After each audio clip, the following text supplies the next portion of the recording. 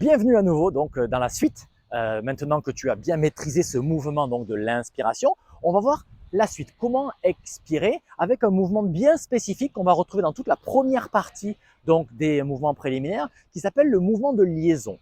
Donc on a vu l'inspiration, il va y avoir un geste bien spécifique aussi au niveau de l'expiration. Donc à la fin de ton inspiration, tu as les deux mains au ciel, tu regardes le ciel et à l'expiration, en fait, tu vas laisser tes petits doigts se mettre en contact, tes mains faire comme un livre qui passe devant ton visage, rapproche les coudes l'un de l'autre et tu descends devant ta poitrine comme ça, ce mouvement-là. Là, on peut s'entraîner à faire ça. Les bras sont au ciel, c'est la fin d'inspire. Je commence à expirer, je rapproche mes petits doigts, je mets le tranchant de mes mains en contact et mes avant-bras sont en contact. Ça, c'est la première partie.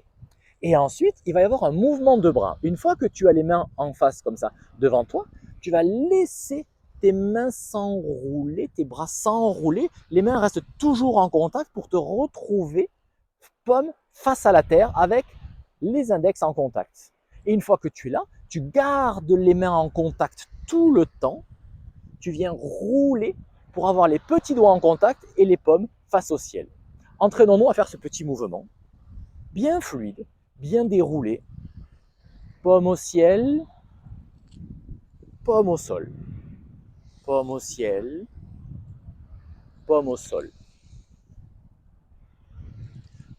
On y reviendra un petit peu plus tard quand on accédera un peu au deuxième niveau de ces mouvements donc, du yoga de l'énergie. Il y a une reliance en fait à la polarité yang au ciel dans les paumes au ciel et à la polarité yin au sol dans les paumes au sol. Voilà. Le mouvement est relativement simple. La difficulté va consister à l'enchaîner en fait. Donc une fois qu'on aura inspiré, qu'on sera au ciel, on va mettre en place ce mouvement des bras et en plus on va baisser en fléchissant les genoux, s'abaisser et mettre en place le mouvement des bras. Je vais commencer une première fois pour te le démontrer. Donc, on expire, on expire, on expire, on expire, on expire. Fin d'expire, temps de pause pour vide, dos des mains en contact, comme on l'a vu dans la vidéo précédente. J'inspire sur mes 3 étages de la respiration. Et là, je mets en place ce mouvement de liaison. Donc, je commence à expirer, les mains viennent en contact, mes genoux se rapprochent, je plie les genoux, je baisse un petit peu le dos, paume au sol, le regard vers le sol, paume au ciel, le regard vers le ciel, et je lâche et j'abandonne. Je remonte à vide, poumon vide, et je reprends mon inspiration. Premier étage, même inspiration, deuxième étage, même inspiration, troisième étage. Expire, je rapproche les bras, je passe devant mon visage. Paume face au sol, paume face au ciel, mes genoux sont très proches l'un de l'autre, et fin d'expire, j'abandonne. Je remonte, et c'est reparti. Inspire, les 3 étages. Expire, ce même mouvement de bras qu'on a vu.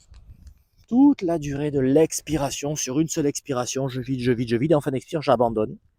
Et je remonte. Encore une fois ensemble, les 3 étages de l'inspiration. Et expire, je vide, je vide, je vide, je vide, je vide. Et j'abandonne en fin d'expire. Voilà. Je t'invite à continuer à travailler ce mouvement aussi pour bien le posséder, qui s'ancre un petit peu dans ton corps, avant de passer à la vidéo suivante, où on va voir la première moitié de la phrase des mouvements des mouvements préliminaires du yoga de l'énergie, où on va les décortiquer un par un. À tout à l'heure dans la prochaine vidéo.